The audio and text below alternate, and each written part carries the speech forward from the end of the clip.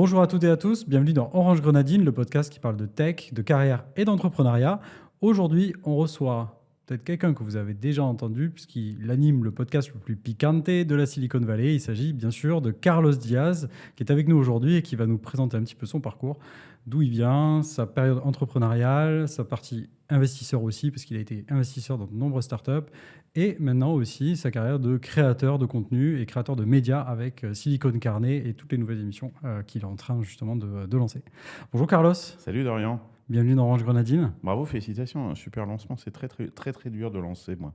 Ça m'a pris un tas d'épisodes avant de faire un lancement dur. Comme ça, de faire d'un trait. Bravo. Et pour te dire, le tout premier épisode qu'on a fait avec Fabien, on a fait 10 ou 15 cuts. On a dû passer les 15 premières minutes de l'épisode. Les gens ne se rendent pas compte, c'est hyper difficile de faire du contenu. C'est très dur, surtout quand tu n'as pas l'habitude, que tu ne viens pas de ce milieu-là. Enfin, toi, tu n'es pas non plus de ce milieu-là, mais on n'est pas des journalistes, hein, c'est sûr. On n'est pas des présentateurs. On vient de la tech. Donc, et en plus, venant de la tech, forcément, on n'a pas forcément l'habitude de parler, même si c'est un peu cliché de dire ça, mais c'est un peu la vérité aussi. Donc voilà, mais en tout cas, c'est ravi de t'accueillir aujourd'hui. Donc l'idée, c'est peut-être qu'on commence un petit peu par ton parcours. Je sais que tu en as parlé dans de nombreux podcasts, mais quand même... Mais pas tellement, parce que en fait, il y a plein de gens qui, comme ça fait tellement longtemps que je suis dans le game, il y a des gens, ils ont loupé les épisodes. C'est possible aussi. Ils me connaissent... Surtout la nouvelle génération me connaît énormément aujourd'hui à travers Silicon Carnet. Mais oui, je suis pas un créateur de contenu, je ne suis pas un influenceur. Je suis avant tout un passionné de la tech, un entrepreneur. J'ai créé plusieurs startups à la fois en France et aux États-Unis. Et puis, je pense que je suis arrivé à un moment où j'ai plus envie de créer de startup. On pourra en parler. Ou peut-être que je n'ai plus la capacité biologique de créer des startups. Et aujourd'hui, j'ai donc lancé Silicon Carnet, qui est ce média qui a commencé d'abord comme un podcast audio, loin de YouTube, il y a 6 ans, et qui est arrivé sur YouTube il y a 2 ans. Et depuis qu'on est sur YouTube, on fait un énorme carton. On est un des premiers podcasts tech en France. Ouais. C'est vrai. Avec une particularité qui est de parler de la tech, mais aussi sous l'angle politique et l'angle société, parce que je pense qu'aujourd'hui, la tech et la politique sont tellement liées que, en fait, tu n'as que la moitié de l'histoire si tu t'intéresses pas aux questions politiques, surtout aux États-Unis en ce moment. Et d'autant plus avec ce qui se passe avec l'IA et l'influence sur la société que c'est en train d'avoir, complètement. Enfin, oui, absolument. Et il y a une guerre géopolitique même, pas simplement... c'est pas simplement de la politique américaine ou de la politique européenne. C'est une véritable guerre géopolitique aujourd'hui qui se joue avec une guerre mondiale entre les États-Unis et la Chine, qui est passionnante à observer. Et moi, je suis au cœur du réacteur. Je vis à San Francisco depuis 15 ans. Donc, pas être mieux placé. Voilà. Donc, pour résumer mon parcours, je vais faire vite parce que moi, j'ai commencé en 97. Donc, tu viens de Limoges, je crois. Je viens de Limoges. Donc, ça veut dire que ça fait 28 ans que je suis dans le domaine. Donc, je commence à... Je suis un gorille cendré, quoi. et j'ai commencé dans la tech depuis Limoges, de façon complètement improbable. Tu parlais de parcours. Moi, je n'étais pas du tout prédestiné pour devenir... ni entrepreneur, ni dans le domaine de la tech, puisque j'ai fait des études de littérature. Ah oui, l'opposé complet, quoi. À la faculté de Limoges. Donc non, il n'était pas prévu que je devienne ce que je suis devenu. Ce qui est certainement un immense message d'espoir pour plein de gens qui aujourd'hui se disent... il y a 2 jours, je faisais une émission avec Laurent Alexandre qui vient de sortir ce bouquin « Ne faites plus d'études ». Mais ça fait déjà un petit bout de temps que les études que vous faites ne déterminent pas forcément ce que vous allez devenir. Moi, j'ai pris énormément de plaisir à faire des études de littérature et je me considère d'ailleurs peut-être autant un littéraire qu'un technologue. Je m'intéresse en tout cas aux deux de la même façon. Mais c'est très franco-français ce que tu dis là. On accorde une importance. J'ai l'impression en tout cas. Non, je pense que dans la Silicon Valley, ils ont aussi un bagage littéraire. Alors, il n'est pas le même que le nôtre, ça c'est certain. Mais tout ce qui se passe aujourd'hui dans la technologie et l'idéologie et la vision des Sam Altman, Elon Musk et consorts sont très emprunts des romans de science-fiction. Hein. Il y a une littérature derrière la vision transhumaniste qui nous est proposée aujourd'hui. Donc le transhumanisme, ça aussi, c'est un mot qu'on prononce beaucoup, mais on ne l'explique pas toujours. C'est cette idée que l'homme et la machine vont vivre ensemble, côte à côte. Et peut-être qu'un jour aussi, la machine, bien évidemment, dans cette vision transhumaniste, peut nous dépasser et que l'espèce humaine ne sera pas forcément l'espèce la plus haute dans la pyramide. Ou fusionner aussi. Ou fusionner également. Ouais. C'est la vision de Elon Musk avec Neuralink, parce qu'il a décidé Neuralink parce que après une soirée, je ne sais pas si arrosée ou en tout cas une soirée comme on l'imagine dans la Silicon Valley avec un des fondateurs de Google, Elon Musk a eu très très peur de cette vision de l'intelligence artificielle qu'avait Google et Larry Page en l'occurrence, et a décidé de fonder Neuralink pour augmenter l'humain, pour que justement l'humain puisse rivaliser avec la machine.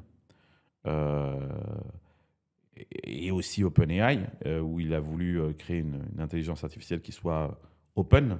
Alors on en est très loin aujourd'hui. Oui. Le projet a énormément changé depuis. De changer d'une non-profit vers justement une for-profit d'ailleurs, là récemment. Ouais. On en a parlé dans un dernier épisode de Silicon Carnet c'est très intéressant cette épopée. Donc voilà, c'est plus que de la technologie, c'est plus que du code, c'est plus que... Ouais. Et puis il y a, et ça c'est un sujet que tu connais bien, il y a des enjeux maintenant, pas simplement logiciels, mais des enjeux d'infrastructure.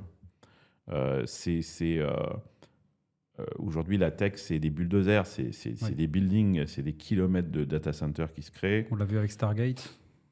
Stargate, qui est un exemple, mais voilà, qui des projets colossaux, pharaoniques qui sont en train de se développer sur le sol américain, avec des enjeux énergétiques énormes également, où la Silicon Valley n'est plus en capacité de financer elle-même ces projets, tellement les besoins sont gigantesques, et elle a besoin de s'adosser à des États. Et elle a trouvé, en la personne de Trump, un allié qu'elle n'avait pas à l'époque de Biden, qui était plutôt anti-tech.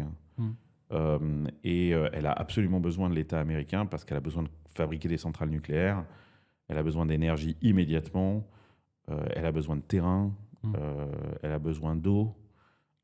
Donc tout ça, elle ne peut pas le faire elle-même, et elle a besoin que ce soit un projet qui dépasse la Silicon Valley, qui devient un projet américain. Donc on le voit, il y a dans cette technologie, on n'est plus là à fabriquer des apps sur des mobiles, quoi. Non, c'est clair. Ça paraît tellement old school maintenant, alors que moi j'ai grandi à cette époque-là, où moi aussi. C'était le début des apps, quand j'ai commencé à coder. Et maintenant ça semble tellement loin, cette période. Donc mon parcours, je suis désolé, j'ai fait une digression, mais j'ai commencé de façon improbable à Limoges avec mon frère. On a créé une agence digitale qui ensuite a rejoint le groupe Imakina, qui s'est introduit en bourse en 2006. À ce moment-là, j'ai quitté l'aventure. On devait être 300 à ce moment-là avec Imakina. Moi, j'ai volé de mes propres ailes à côté pour créer le premier éditeur de logiciels en SaaS en France. Qui s'appelait comment ? En 2006, qui s'appelait Blue Kiwi Software. Blue Kiwi Software. On faisait du SaaS avant la French Tech, en 2006. Et moi, justement, on essayait de vendre ça aux géants du CAC 40. Et justement, c'était perçu comment par les géants? Ça devait être très dur de vendre du SaaS à des entreprises moi, du CAC 40. j'avais des directeurs de l'IT qui me disaient mes données dans le cloud, jamais il faudra me passer sur le corps avant que nos données soient dans le cloud. Fast forward, aujourd'hui en 2025, tout le monde a ses données dans le cloud. Mais moi, ils nous posaient la question, ils nous disaient: votre logiciel est génial, est-ce qu'on peut l'avoir on-premise, c'est-à-dire est-ce qu'on peut l'installer sur nos propres serveurs localement? On ne veut pas utiliser vos serveurs sur le cloud parce qu'on n'a pas confiance dans la sécurité. Donc voilà, j'ai ouvert cette voie-là. C'était difficile, très très difficile, à tel point que en 2010, je me suis dit, je fais un travail de sensibilisation du marché français au SaaS, au cloud, qui est très compliqué, et peut-être que j'ai l'impression d'être en train de planter des graines dans du béton. Et à l'occasion d'un voyage dans la Silicon Valley, enfin c'est pas mon premier, mais je faisais déjà des allers-retours, j'ai découvert dans la Silicon Valley un monde où ce que j'étais en train de dire et ce que j'étais en train de faire était d'une banalité affligeante. Et que j'étais plus une sorte de vilain petit canard, mais j'étais un parmi beaucoup d'autres. Et puis aussi, l'entrepreneuriat, le fait d'entreprendre, était quelque chose de courant et même quelque chose qui était célébré, fantasmé. Dans la culture, au final, Voilà. de la vallée, de toute façon. Parce qu'en 2006, jusqu'en 2010 et jusqu'à la Startup Nation, même si j'ai horreur de ce truc-là, mais c'est vrai que le regard que la France portait sur ses entrepreneurs, même s'il n'est pas formidable encore, hein, mais c'est un regard très suspicieux.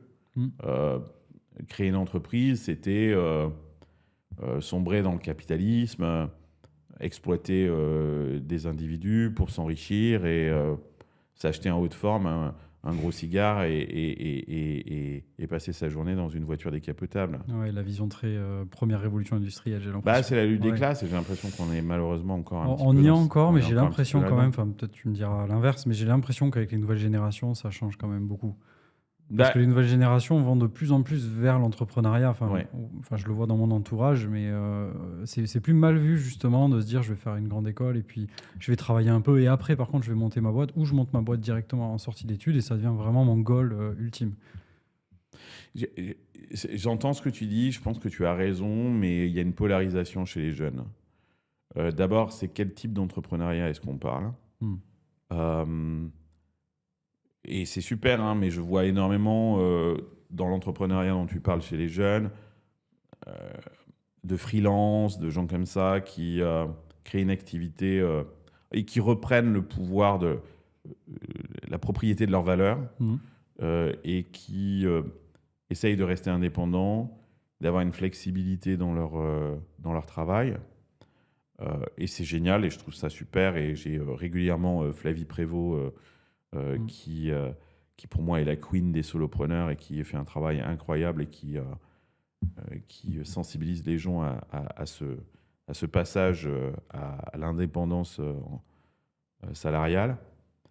Mais c'est un type d'entrepreneur, c'est pas du tout le même type d'entrepreneur. Pour moi, ça s'apparente plus aux artisans. Quand les artisans, tu bossais pour un patron et puis tu devenais artisan et peut-être que tu avais un ou deux ouvriers qui bossaient avec toi, mais c'était essentiellement toi. Il y a peu d'entrepreneurs qui lancent des projets qui sont d'ambition internationale. Et c'est ça dont on manque cruellement. On a pas mal d'entrepreneurs donc, qui prennent leur indépendance, qui deviennent des solopreneurs, c'est génial. On a aussi des entrepreneurs qui fabriquent des startups à échelle locale. Et c'est très bien parce qu'on en a besoin. Et il y a plein de problèmes en France qu'on peut régler grâce à la technologie. Complètement. Mais je pense qu'on manque cruellement d'entrepreneurs à dimension internationale, avec une vision internationale, et ça en manque cruellement. Et de l'autre côté du spectre, il y a aussi une jeunesse, j'ai l'impression, qui est très anticapitaliste.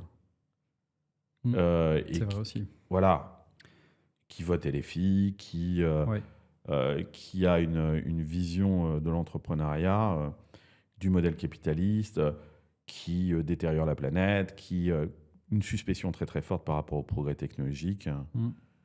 Et ça, c'est assez inquiétant, je trouve. C'est clair, c'est clair. Et ça tend à se démocratiser aussi, j'ai l'impression. C'est vrai que je parlais de la vision avec mon entourage, etc. Mais si je sors de cette sphère-là et qu'on regarde sur les réseaux sociaux, il y a beaucoup de discours effectivement anti-entreprise, très écolo aussi. C'est lié à l'écologie, je pense.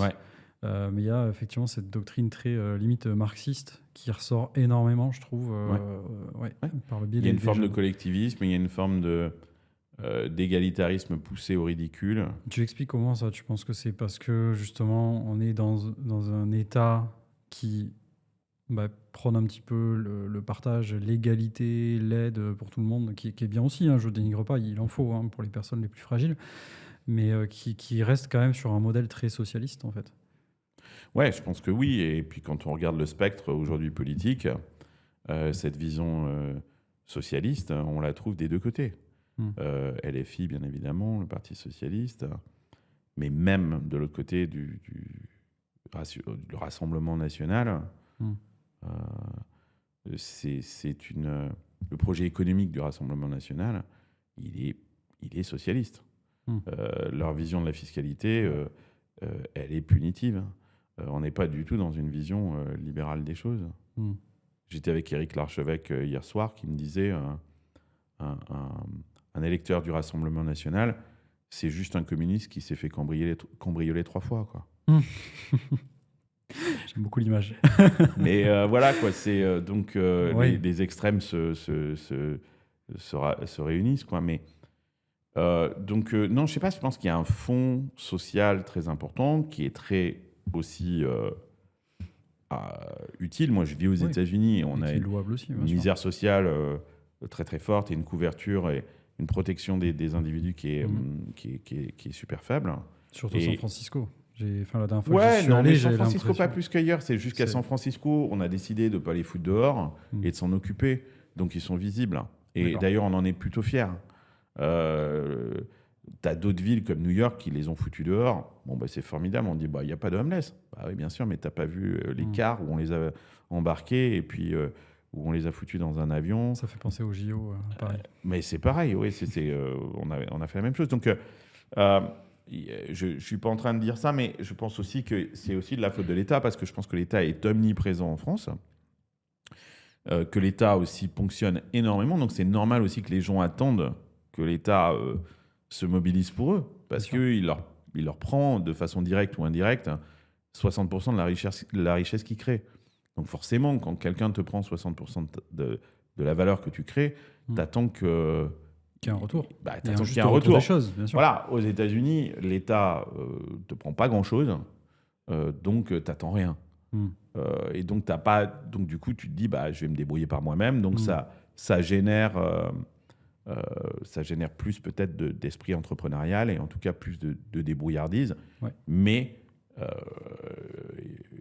c'est à double tranchant aussi. Parce que voilà, il y a une violence sociale quand c'est pour ça que je suis très admiratif, moi, des Américains, parce que ces gens-là vivent sans matelas, sans filet.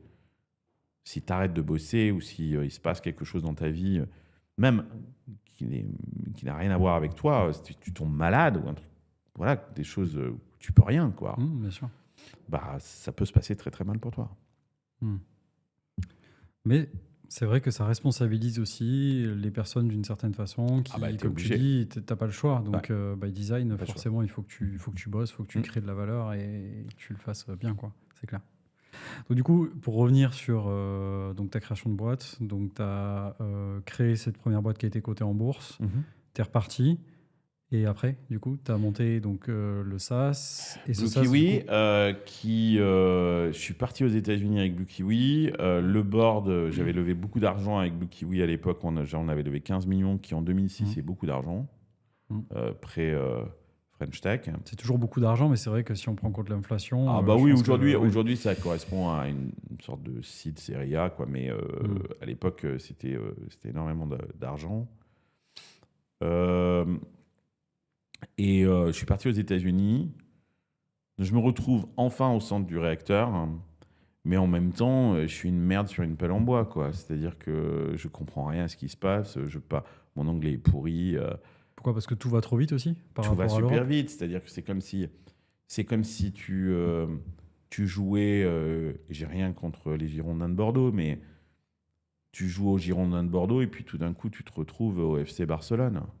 C'est le même sport.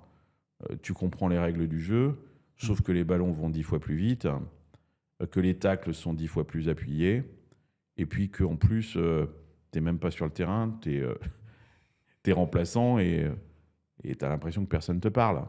D'accord. C'est à peu près ça. Alors, t'es content d'être au FC Barcelone, hein, mais Ouais, il faut assumer tu derrière quand joues même. pas, et quand tu joues, tu te prends des taloches, tu comprends que t'es pas au niveau. Et justement, quand tu es parti, t'as pas eu quelque chose qui t'a facilité la transition ou quelqu'un qui t'a un peu aiguillé pour mettre le pied à l'étrier ou comment Écoute, ça s'est passé? quand j'ai été en France, j'ai toujours eu le sentiment de déranger. D'accord. Par rapport à quoi? Parce que c'est Cet esprit entrepreneurial toujours Non, parce ou- que la France est un petit pays. Maintenant que je viens des États-Unis, c'est un tout petit pays où il y a peu d'espace. C'est une terre de bocage avec des champs et des prés très délimités. Mhm. Euh, et en plus, tout est très centralisé à Paris. C'est vrai. Donc il y a une aristocratie qui tient quelque part l'économie, le système politique, le système médiatique.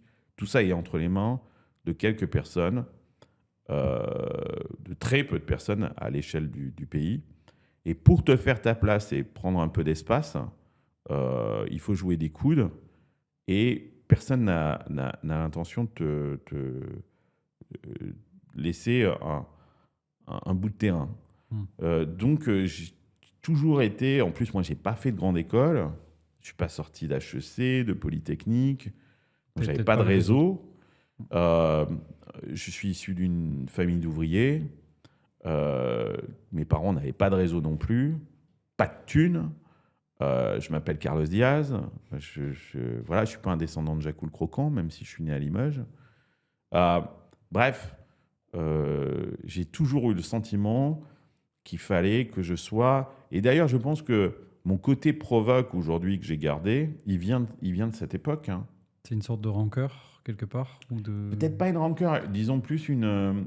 Peut-être, tu as raison, il y a peut-être une forme de rancœur, mais une revanche, quoi, plutôt. En tout cas, ça a été moteur pour toi. Ça, c'est indéniable. Ben, j'avais pas le choix, parce que Ouais. sinon, de toute façon, personne n'allait me laisser une place. Il fallait que tu te la crées. Et donc, je pense que c'était plus une motivation, une fête de se dire non, mais attendez, je sais que j'ai pas ma place déterminée, mais je vais me la créer. Et ça a été très difficile.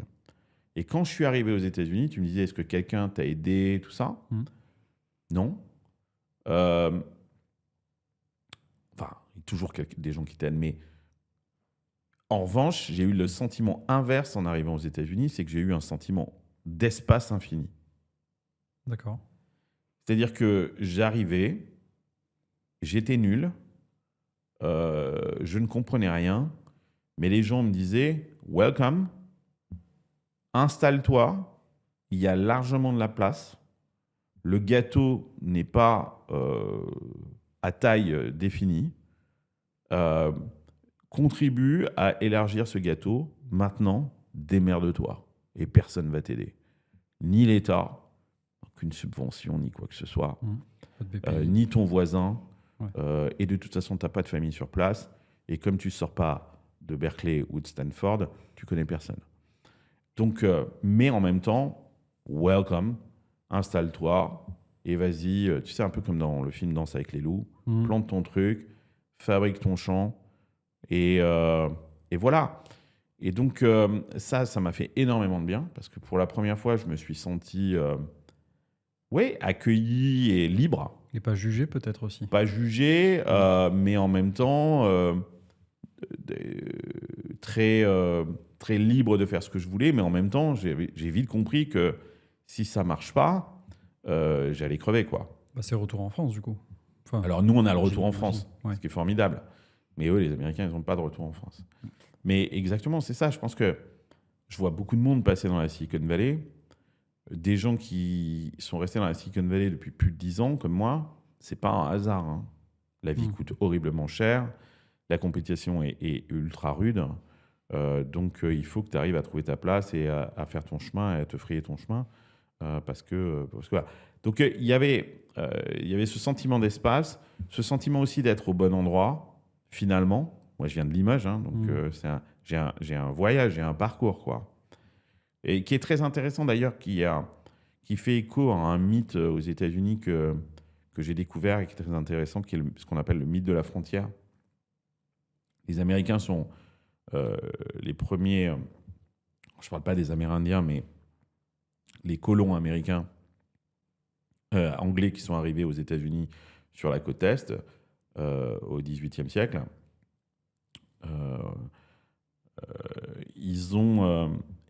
Il n'y avait pas de frontière à l'ouest. Ils ne la connaissaient pas, la limite de la frontière. Donc ils sont partis avec ces roulottes. On a toute cette mythologie de la conquête de l'ouest, du Far West, et d'aller repousser la frontière en permanence et de dépasser les limites qui nous sont imposées, d'abord géographiques, et voilà, et de conquérir un espace qui est physique, jusqu'à finalement arriver en Californie et notamment à San Francisco, qui a été la dernière ville desservie par le chemin de fer. Et donc, il y a chez les Américains cette notion de repousser une frontière qui est mouvante et d'aller dépasser et d'aller créer... voilà. Et quand ils sont arrivés à San Francisco, enfin en Californie, et qu'ils se sont retrouvés face à l'océan Pacifique, cette frontière n'était plus géographique, elle est devenue mentale.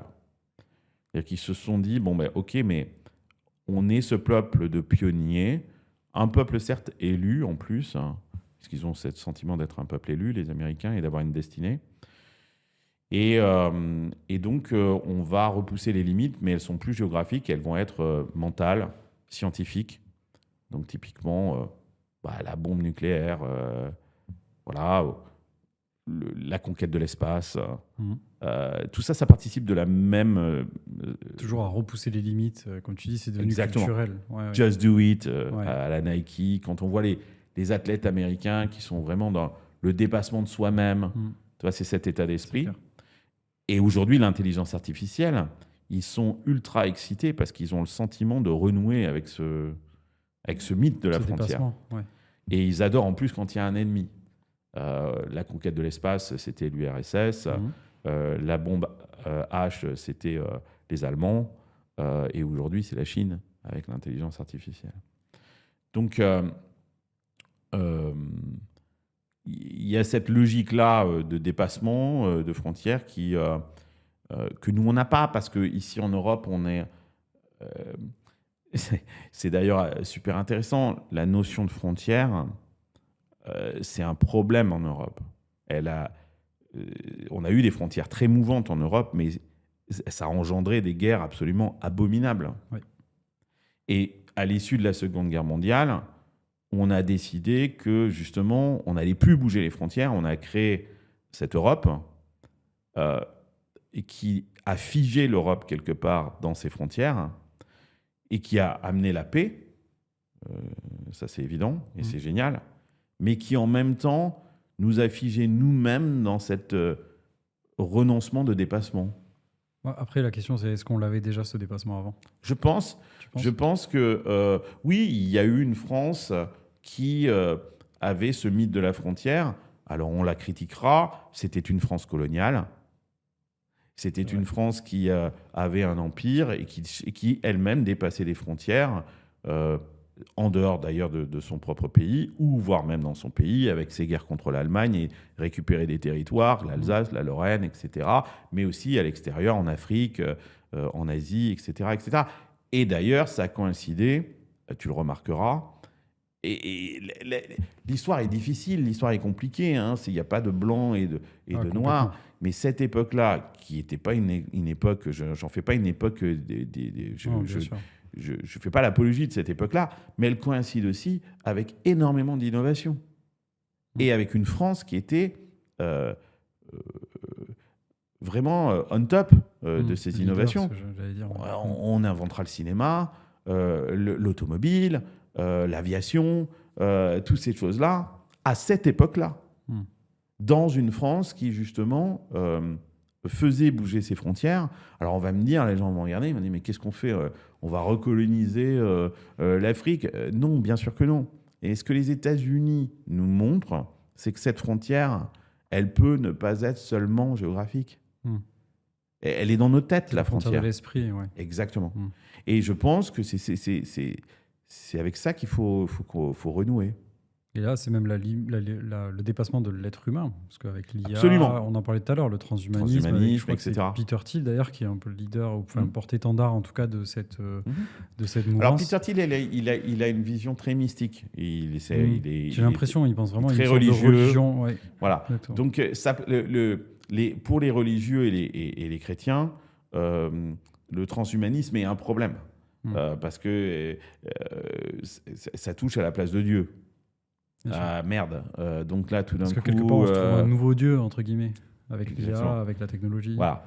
Donc, bon, on va pas se rentrer là-dedans, parce que là, il y aurait 3 heures de théologie et de trucs à faire. Mais un petit peu, mais c'est intéressant. Mais tu as raison. Mais tu vois, c'est intéressant, ça revient au début de la conversation. Ça veut dire que cette technologie qu'on limite souvent dans nos esprits au téléphone qu'on a dans nos mains et aux ordinateurs qu'on utilise et aux services qu'on utilise, oui, mais c'est que la surface immergée de l'iceberg, quoi. Complètement.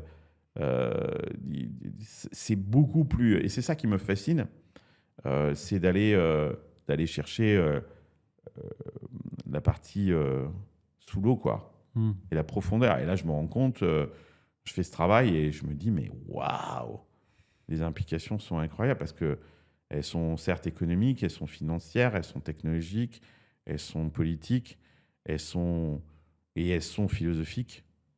Et elle touche même à la religion, quelque part. À tous les pans de la société, de toute manière. Enfin, on s'en aperçoit aujourd'hui. Et à la sociologie, parce que ça a aussi des implications très très fortes sur nos comportements, même déviants. Voilà, donc à la santé, plein de choses. Voilà, quoi, c'est fascinant, quoi.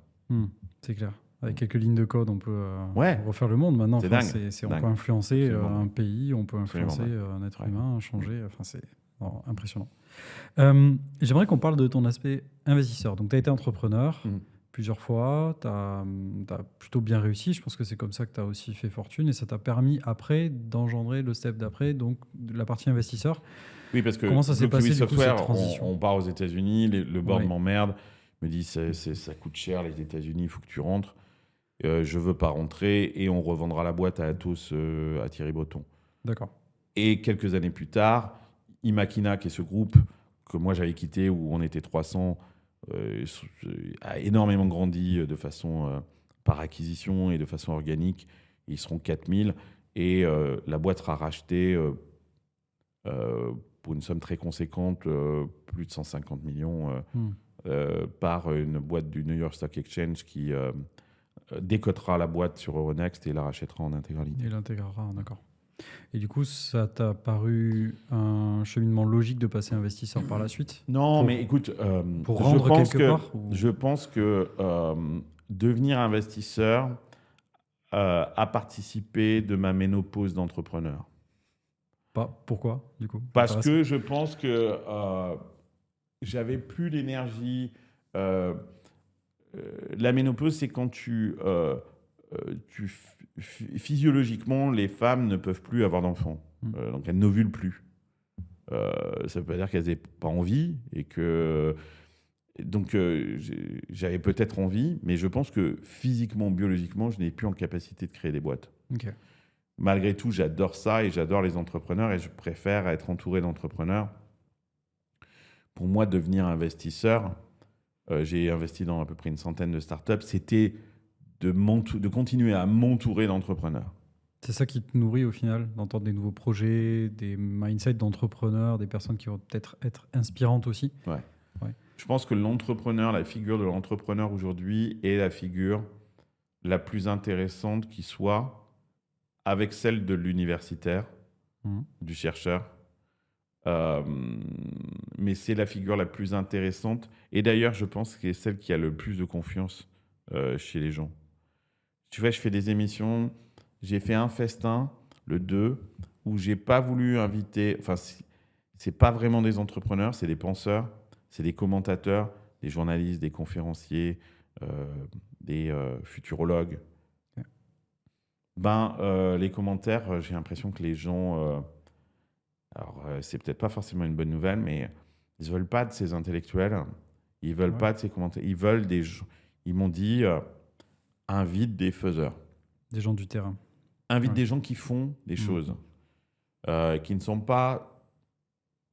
dont on est certain qu'ils n'ont pas un agenda et qui ont quelque chose à dire et une légitimité pour le dire.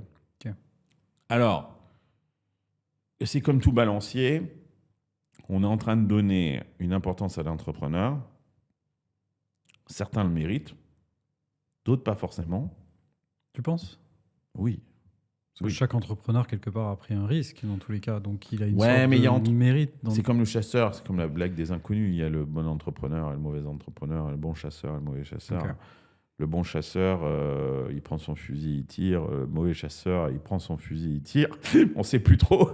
mais voilà. Mais c'est difficile à voir. Mais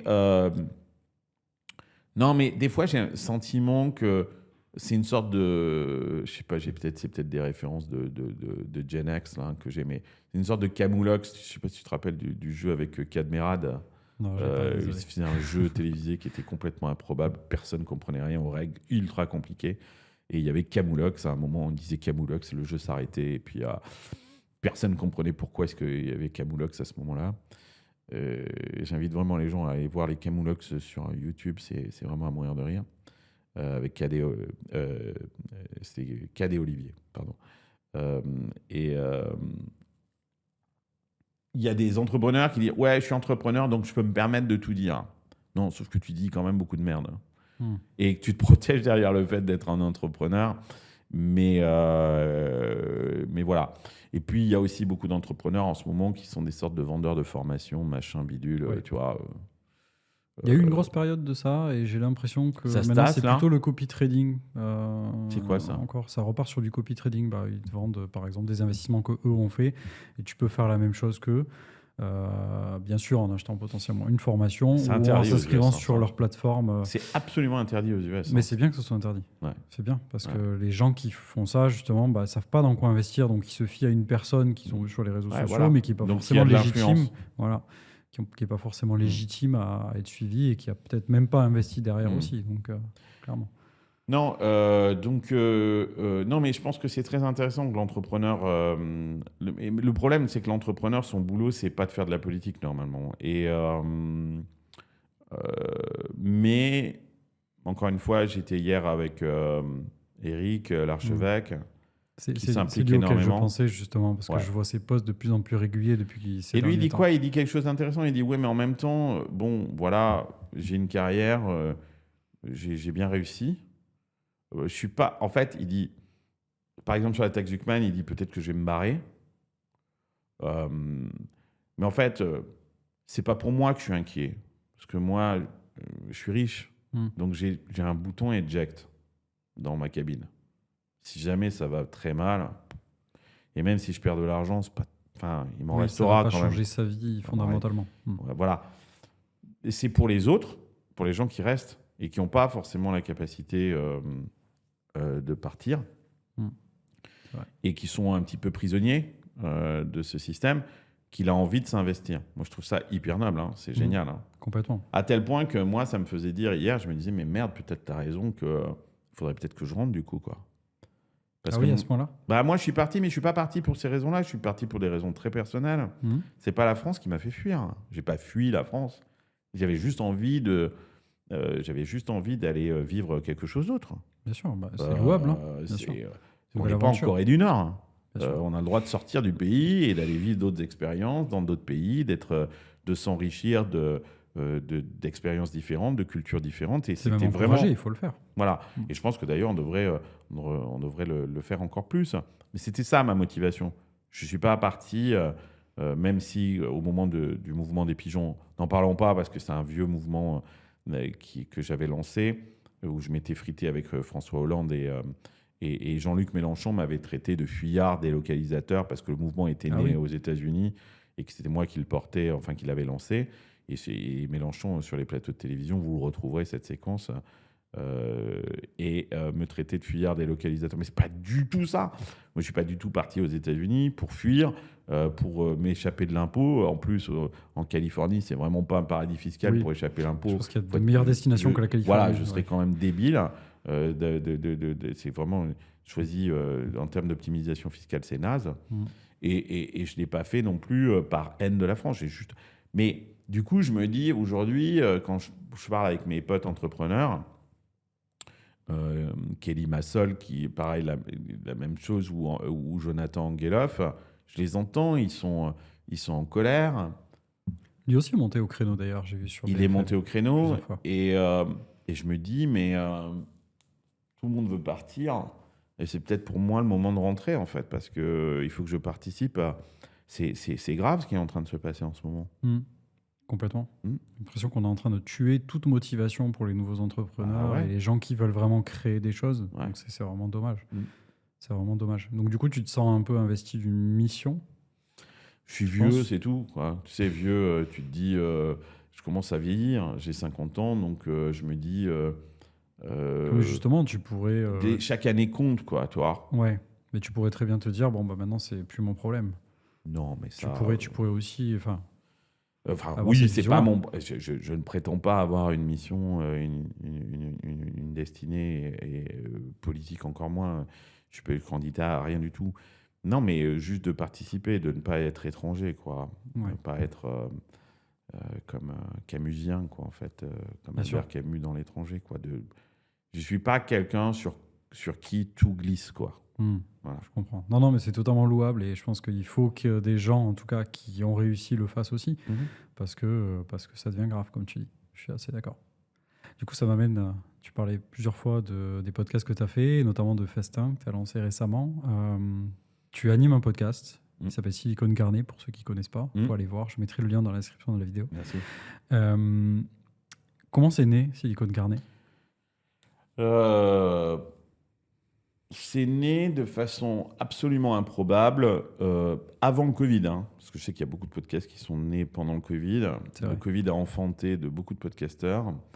Moi, je fais partie un peu des vieux de la vieille.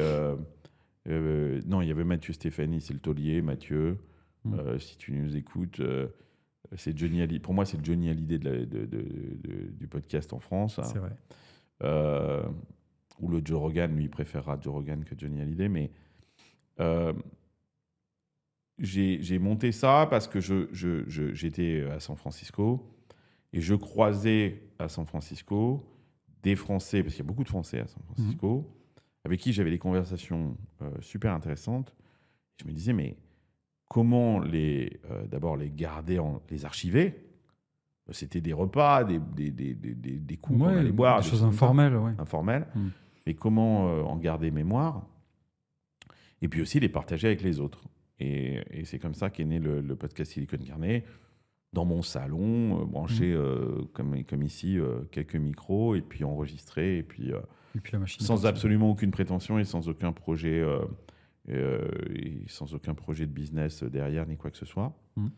À tel point qu'on faisait des fausses pubs au début, où on remettait des vieilles pubs des années 80, parce qu'on n'avait pas de sponsor, de partenaire. Donc voilà.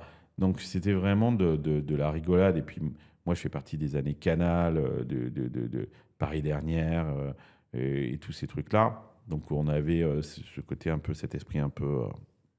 voilà. Donc on déconnait, quoi, en gros. Ouais. Mais ça a un peu bien marché. Le podcast, puis c'est devenu une sorte de... Après ça, c'est devenu une sorte d'exercice,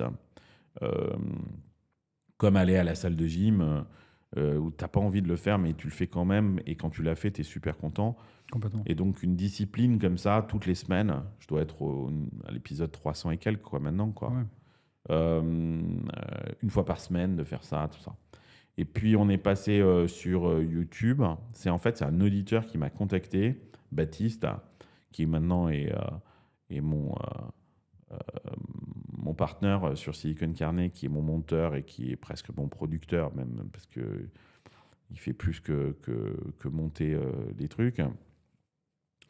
Et qui, lui, m'a contacté, qui m'a dit « Carlos, j'adore Silicon Carnet, je t'écoute, tu me fais marrer, mais tu devrais vraiment être sur YouTube. » Et moi, j'étais là, mais non, mais moi, j'y connais rien, YouTube, vidéo. Déjà, moi, l'audio me paraissait techniquement un truc très compliqué. Puis la question de s'afficher aussi. Ouais.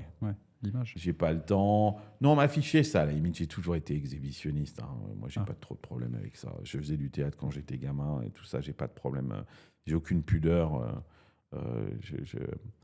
J'en ai marre de me voir ma gueule, ça c'est sûr, mais j'ai aucune. Tu vois, ça me fait pas peur la caméra. J'ai pas de, j'ai aucun souci avec la caméra. Non, c'est le travail que ça représente, tu le sais. Faire audio, c'est pas beaucoup, c'est du travail, mais quand tu passes à la vidéo, c'est pas 2 fois plus de travail, c'est 5 fois plus de travail. Complètement. Il m'a dit, écoute, je m'en occupe. On va apprendre ensemble. Enfin, moi, lui, il était prof de ciné. Il faisait déjà ça. Mais il m'a dit, je vais t'apprendre, tu vois. Et on l'a fait ensemble. Ça a été un carton monumental. Jusqu'à un point, enfin, c'est en train de devenir un carton, et je suis très content. Jusqu'à un point où c'est devenu un business. Et puis à un moment, en fait, j'étais pas bien à un moment. Comme souvent quand tu es entrepreneur, hein, t'es régulièrement pas bien, quoi. T'es régulièrement à te poser des questions et à te dire est-ce que En fait, t'es tellement omnibulé par la vision où tu dis t'avances dans un truc et tu dis mais en fait, est-ce que c'est la bonne direction? Donc j'étais un peu comme ça il y a 1 an et quelques. Et un pote à moi m'a dit Carlos, qu'est-ce que tu fais dans ta vie et que les gens disent que tu le fais super bien, mais que toi, ça ne te coûte aucun effort. Okay. Et je réfléchis, et lui, il savait très bien, il avait la réponse avant moi, et puis je lui fais, Silicon Carnet, j'adore faire ça, les gens me disent que c'est génial, ils kiffent le truc, mais moi, très honnêtement, comparé à tout ce que j'ai fait, j'ai l'impression vraiment d'être... C'était un petit side project pour toi, à la base. Ouais, que ça ne me coûte vraiment pas d'effort. J'ai pas l'impression de m'investir énormément, et pourtant les gens me disent que c'est bien. Et il me dit, écoute, tu prends ça, et maintenant tu vas investir du temps, de l'effort, de la sueur et de l'argent. Donc c'est sûr que ça va marcher, parce que tu n'investis ni sueur ni argent, ça marche, et les gens te disent que c'est génial. Donc si tu investis de la sueur et de l'argent dedans, forcément, ça ne peut que marcher. Encore mieux. Sauf qu'il y a un downside à ça, c'est qu'à partir du moment où tu vas faire ça, ce qui était un hobby va devenir un vrai business, parce que tu es un entrepreneur et tu ne vas pas pouvoir... C'est-à-dire que ça va commencer à te... Tu as toujours ça en ligne de mire, je pense. Ça va te hanter, ça va te faire poser des questions, tu vas te réveiller la nuit, parce que maintenant que tu y mets de la sueur et de l'argent, qui est la chose la plus précieuse, essentiellement d'ailleurs la sueur, le temps, plus que l'argent, tu réfléchis à l'opportunity cost. En fait, en gros, combien te coûte cette opportunité? Et c'est exactement ce qui s'est passé. Alors, depuis la nouvelle saison, je suis full-time. Je suis en train de fabriquer un vrai business avec des modèles de revenus, tout ça. Mais c'est plus un hobby, c'est devenu un business. J'y prends toujours autant de plaisir. C'est la question que j'allais te poser, justement. Est-ce que tu as gardé quand même cette excitation du début aussi Encore un peu, mais oui, je l'ai, bien sûr. Mais quand tu en fais beaucoup, il faut aller la rechercher, quoi, en fait. Bien sûr. Et puis, tu as d'autres sujets. T'as plus simplement, c'est plus que du plaisir. Et tu vois, ça m'a fait, puisque ton podcast, il est aussi par rapport à des parcours, ce que m'a dit ce pote, Fred, est vachement intéressant, parce qu'on dit souvent aux gens, fais ce qui te passionne. Et moi, je pense que c'est une énorme connerie. Surtout aux jeunes. D'accord. Ouais, je t'explique, parce que quand tu dis à un jeune, qu'est-ce qui te passionne dans la vie? Mais 99,9% des jeunes n'ont pas de passion. Et c'est absolument normal. Moi, je n'avais pas de passion quand j'étais jeune. C'est très dur d'avoir une vraie passion, quoi, tu vois. Il y a quelques individus qui, très tôt, ont une passion. Et du coup, tu dis à 99% des gens, tu les mets dans une situation où ils se disent « Mais moi, j'ai pas de passion. » Donc, ils se sentent hyper mal. Hyper mal. Ils disent « Il faut que je trouve une passion. » Une passion, ça se trouve pas. C'est comme l'amour. Oui, tu tombes ça ne se dessus par cherche hasard. pas l'amour. Bien sûr. Tu le découvres, ça te tombe dessus. Mais voilà, c'est débile de dire ça. Et je pense qu'il vaut mieux dire aux gens, qu'est-ce que tu fais bien? Qu'est-ce que tu sais faire? C'est pas forcément une passion. Mais qu'est-ce que tu sais faire que les gens te disent, non mais ça, tu le fais vachement bien. Ton super pouvoir. Et ça, il y a beaucoup plus que 90. Tout le monde sait faire quelque chose. Bien sûr. Alors que tout le monde n'a pas de passion. Et quand tu commences à dire aux gens, qu'est-ce que tu sais faire? Et découvrir où est-ce que tu es bon. Et ce que tu sais faire, qui est très difficile. Mais quand tu as découvert ça, et qu'on te dit, ben voilà, maintenant tu vas investir, tu sais faire ça, tu es bon là-dessus, et tu vas investir du temps et un petit peu d'argent sur ce où tu es bon, eh ben, tu vas essayer de t'améliorer. C'est ce que moi je fais à chaque fois, quoi. Et ça va devenir une passion. Est-ce que ça serait pas aussi la recette du succès? Et c'est la recette du succès. Ouais. Parce que tu es bon, et comme tu t'investis, et que tu répètes, tu remets le travail à l'œuvre en permanence, tu t'améliores. Et en t'améliorant et en répétant le geste, les Japonais appellent ça le ikigai, c'est-à-dire le fait de faire quelque chose, de le faire tout le temps, en permanence, et de le répéter d'une telle façon que tu deviens excellent, mais tu deviens passionné, tu deviens obsédé par ce truc-là. Et donc, je pense qu'il faut partir... Ah, bien évidemment, si tu as une passion, pars de ta passion. Mais il y a aussi des fausses passions. Combien j'entends de gamins qui me disent « Moi, je suis passionné par le foot. » Parce qu'ils regardent le foot à la télé. Non, tu aimes le foot. Tu n'es pas passionné par le foot. Tu aimes jouer au foot. Moi aussi, j'aimais bien jouer au foot. Mais ce n'était pas une passion. Donc, partir de la compétence, partir de ce qu'on sait faire, encourager les gens à faire ce qu'ils savent faire, peu importe ce que c'est, d'ailleurs, ça peut être manuel, ça peut être intellectuel, peu importe. C'est vrai, peu importe. Et dire, c'est bien, tu le fais bien, continue de le faire, investis, reste concentré. Moi, j'ai des copains boulangers, ils sont passionnés. Mais au départ, c'est juste qu'on leur a dit, tu sais faire du pain et il est bon ton pain. Mais maintenant, ils sont devenus... experts dans leur domaine et passionnés par leur sujet. Très chouette. Très chouette. Je pense qu'il faut... C'est un message qui doit être relayé, je pense. Tu as bien raison, pour les jeunes surtout. Ouais. Et ce sera le mot de la fin, du coup. Tes futurs projets en ce moment? J'ai vu que tu avais lancé Festin, qui est un peu le prolongement de Silicon Carnet autour d'une table. Oui. Le format est... Enfin, je trouvais ça très original, parce que tu es le seul très à français. Le faire, j'ai l'impression. Ouais, et très français aussi. Très français, parce que...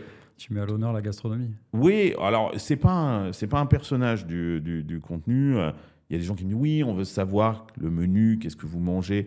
Mais je ne veux surtout pas faire ça, parce que ce n'est pas une émission gastronomique. Ça s'appelle Le Festin en hommage à William S. Burroughs, qui avait écrit Le Festin nu, de cet auteur de la Beat Generation, qui est un peu punk, quoi, qui est un peu... non, mais parce que je pense qu'en France, tout se passe autour de la bouffe, quoi. Ou du bar. Ou du bar. De la table. Ou de la machine à café. Non, mais la bouffe, quand même, il y a vrai. quelque chose de biblique, il y a quelque chose de... On partage de la nourriture, c'est quelque chose d'assez puissant dans notre culture. Convivial, Et donc, on dit, on ne partage pas un repas avec n'importe qui. Et moi, je réunis des gens qui... C'est dingue, hein, c'est moi qui les réunis en venant de San Francisco, alors qu'ils sont tous à Paris, et ils ne se connaissent même pas, et ils dînent même pas ensemble.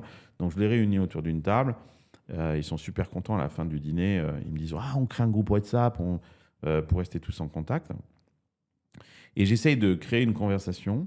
C'est pas une interview. Donc, je suis le hôte. Je les ai invités à dîner. Et un festin réussi, c'est généralement quand... je deviens presque inutile, quoi. C'est-à-dire que la conversation est lancée, c'est ce qui se passe. La conversation se lance et tout ça. On a mis des moyens de production assez importants pour faire quelque chose de chouette, parce qu'on avait envie de... C'est très quali, en tout cas. Ouais. Donc voilà, donc ça marche très très bien. Donc je suis très content. Et moi, mes projets d'avenir, pour terminer, je suis très animé, très excité par l'idée de fabriquer un média autonome qui soit en capacité de remplacer la télévision sur des niches, bien évidemment, verticales. Verticalisé, oui. Et puis d'inventer des concepts, tu vois, comme le festin, et j'ai d'autres idées en tête. Donc c'est cette partie créative qui m'anime. Voilà, quoi. Très chouette, en tout cas. Très chouette. Hâte de voir la suite, du coup. Merci, Est-ce que tu aurais Dorian. un petit mot de la fin, peut-être? Petit mot de la peux te laisser. fin. Oui, on vit une période qui est, je pense, là, est très importante. Il faut vraiment que les gens s'y intéressent et se réveillent. Il va se passer des choses critiques et déterminantes pour le futur et l'avenir de la France. Et quand on dit l'avenir de la France, c'est l'avenir des gens qui sont en France. Oui. Donc, peu importe, il n'y a pas de bonne ou mauvaise solution, mais je pense que c'est important que les gens participent à ce qui va se passer. J'ai aucune aucune leçon à donner mais juste de participer, quoi. Pas laisser les quelques-uns fanatiques d'un côté ou de l'autre faire la pluie et le beau temps et de se mobiliser. Je pense que c'est super important. Merci Carlos pour le mot de la fin. Merci Dorian, c'était super Merci d'être venu dans Orange Grenadine. C'était vraiment un honneur, je le redis encore une fois, de te recevoir. Moi j'étais très content d'être là. Parfait. Merci à tous d'avoir suivi Orange Grenadine. On se retrouve très bientôt pour un nouvel épisode avec un nouvel invité. À très bientôt.